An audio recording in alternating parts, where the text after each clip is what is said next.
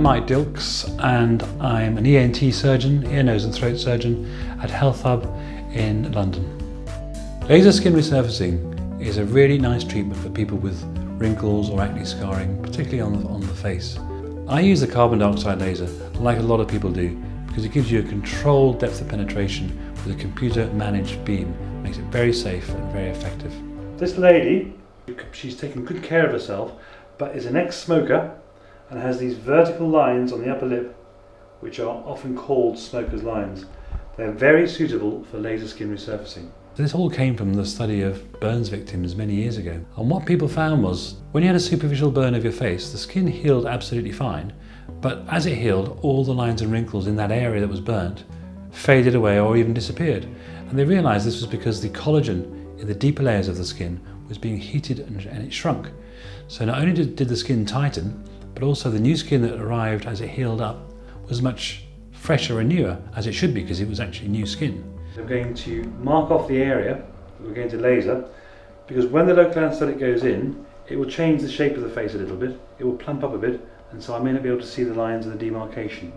So the procedure is done either under local anaesthetic, if it's a small area, or general anaesthetic, if it's a large area. Post-operatively, surprisingly, there is no pain. We don't even give painkillers for people as they go home after it's been done. We're going to block the infraorbital nerve, which is quite a simple thing to do, and that will then give us numbness all the way over to the middle of the lip. Under the lip we go, here it is, that's the pain. When I look at somebody who wants laser skin resurfacing, I try to assess what the overall skin of the face is like. Botox works very well for lines around the eyes laterally and for the forehead. Laser skin resurfacing works okay for those areas, but I would prefer to use Botox because it's much easier. So laser skin resurfacing, you'd say, is for the eyes and below. Botox is for the eyes and above. Well, we can do a test shot. Make sure you're numb, yeah? We've got 12 watts of power, 1 millisecond duration of the pulse, continuous mode, and we'll start with a 5mm diameter spot.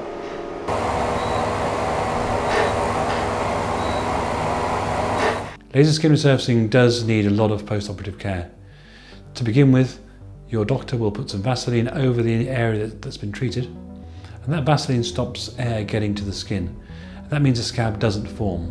The Vaseline itself has to be washed off with soapy water every 4 hours or so.